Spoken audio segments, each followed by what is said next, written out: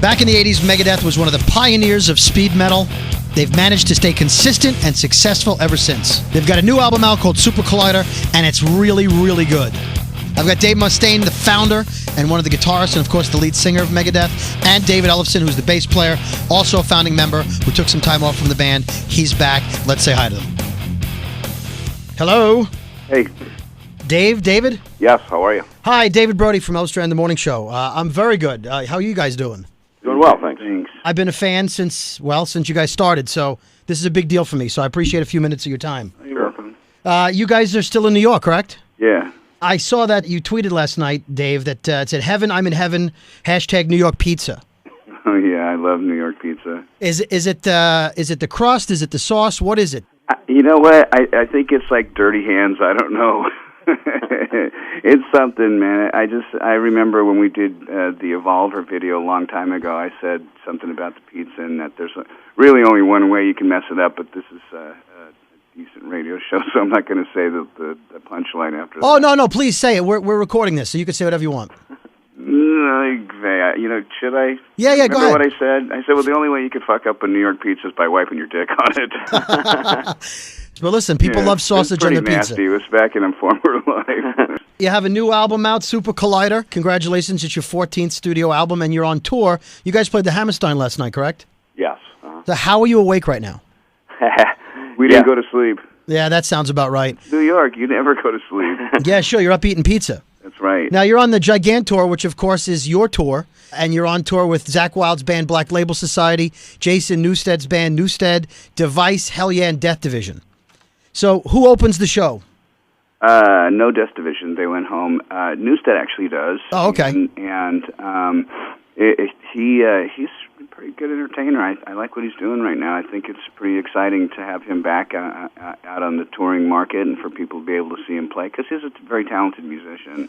I wish we would get more time to hang out with everybody, but Giganto's been pretty busy. There's a lot of travel time, so pretty much as soon as somebody's done, they're packing up their stuff and rolling to the next city. Well, as far as Jason goes, I read somewhere that you guys were planning, I don't know if you've done it yet or you still have a couple of dates left, you were planning on possibly doing some Metallica songs with him. Well, there's a little bit of a misconception with that. Jason had talked to somebody and said that we'd talked about it, and we talked about it after I heard that he said we talked about it. And then, we said, hey, well, we can play these songs, and we chosen them, and then he got sick. And his health is much more important than us, wanking some cover song. And he already does a couple of those songs during his set, too, and it's Gigantour. It's not karaoke. No, not at all. But, people, I'm sure, would still be interested to see you do some of the songs that you had a hand in writing. Yeah, I'm sure they would. If he wasn't playing them, I probably would be more open to do it. But, again, it's not a karaoke show. So, right. I love Jason. I would love the idea to have him play with us. We actually did an all-star jam when we did Cold Sweat in Dallas, and everybody was out there, even including our dear friend Slash, which was great. Having him and Zakk throw solos down on that song, it was monstrous. Well, I want to talk about the new album, but I also want to tie it back to something we were just talking about. And forgive me, it's going to start off sounding weird, but it's going to go somewhere. I was involved in a Facebook fight this week. There's a page set up for L'Amours, which is a rock club in Brooklyn that you guys are very familiar with. Mm-hmm. You played there over the years.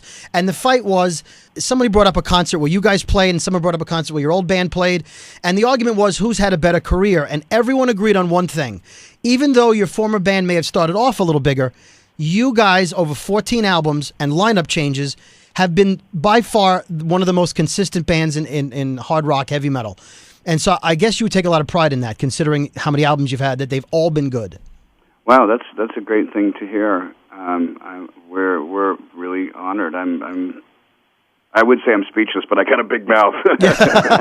Yeah, you've never been shy about enjoying your own work. And I thought you'd like that because, you can start off well, but if you're not consistent, and other bands have been, accused of not being consistent, everyone agreed that every one of your albums has at least been above average to great, that consistently every album is worthwhile. Oh, thank you.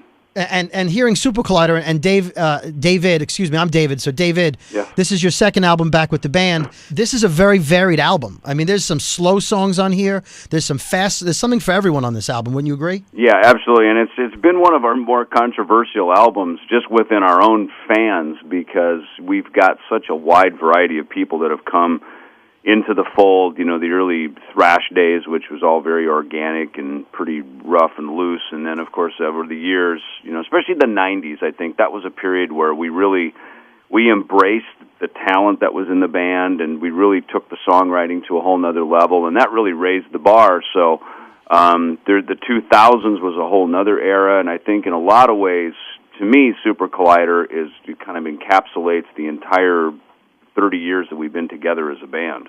I think that's a great explanation, because you do have some very fast songs on here, but you've got songs like "Forget to Remember" and "The Blackest Crow" that slow it down, and they deal with Alzheimer's. You deal with unwanted pregnancy on the album. You have Irish pipe band bagpipers. You have a violin, and my favorite, because I used to play it, you have a cello on the album. Yeah, we do. We tried to get a tuba in there, but the dude didn't show up. The first single off the album is Super Collider, which is the name of the album. And Dave, you play a father in the video, kind of an overprotective father. Yeah, I would say so. I seemed a little temperamental. Yeah, I mean, that's not really the role that most people would think of you as. You're the guy that fathers would be worried about. And in this video, you're playing the father that's worried about his kids. Well, I have a daughter now, so I'm the father that boys should be worried about. Yeah, it's funny how life goes full circle. You never thought in 1983, 1985, you know, the girls you were with, the girls on tour, that they were somebody's daughter until you have one of your own. Or until their dad showed up. Until her dad showed up, yeah.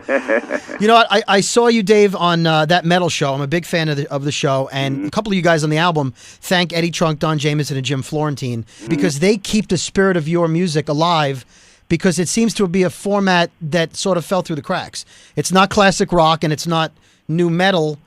Why is it that it's not in the forefront all the time? I think a lot of it has to do with what we're saying. You know, when you become an irritant to, you know, society and all the people that are preying on the less fortunates, you know, they go out of their way to try and silence you. And we have always been a band that's spoken the truth. And, you know, sometimes the truth hurts, but, you know, it's never more poignant than when it fits. And a lot of times, you know, we've been the ones who say the things that other musicians want to say, but they just need someone to say it first. Right. And, you know, there are many bands now that are politically outspoken that stand up for our rights. I mean, everybody wants rights, but nobody wants accountability, and I think that's one of the things that's going on right now. Is, you know, and I think that heavy metal music really addresses the wounds that we have growing up in society. Because, you know, if you think about it, in all the movies, what do? They make the heavy metal fans look stupid. Right. Well, I mean, a lot of times, you know, the heavy metal musicians don't help our cause by going, "Hey, dude," you know, or like you see some of these award shows, and they intentionally act like horses' asses. You know, I take pride in being smart. I take pride in having covered the National Democratic Convention in '92. Yeah. I take pride in having gotten a law passed from a bill into a law. And I take pride in participating in the political process. And I'm not going to say anything unless I know what I'm saying. Right. So a lot of times I've gotten myself in trouble saying stuff too, but, you know... Well, yeah, there are some YouTube videos where you might have said something objectionable, but here's the thing. You say it intellectually, and whether people agree with you or not, your music is well written, and as far as your lyrics go, I don't want to delve too much into it, but Dance in the Rain is a lyrical masterpiece in my mind, whether I agree with it or not, and you've written songs politically that years ago that still fit. You can still play Foreclosure of a Dream, which is as relevant today as it ever was. Yeah. Peace sells, but who's... song for Detroit. Yeah, exactly. And peace sells, but who's buying? I mean, our country's at war again for how many years now? And it's only going to get worse. I listened to Foreclosure of a Dream about 6 times yesterday to get ready for this interview. Wow. And I kept thinking to myself, this song it could have been written today. Yeah.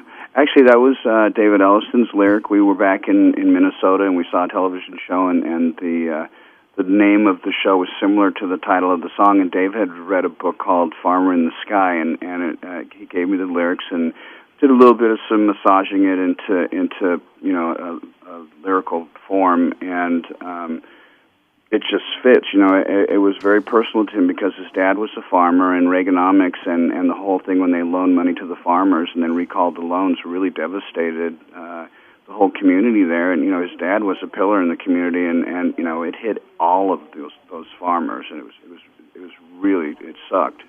Well, that's from a heavy metal band. And that's why I love the genre of music, because it's aggressive, it's exciting, but it says something, and your albums have always said something. And that's one of the main reasons I'm a Megadeth fan, because you guys, you tell a story, and it's not just guitar riffs and bass lines. But by the way, the bass line in Peace Cells is still one of the greatest of all time to open the song, David.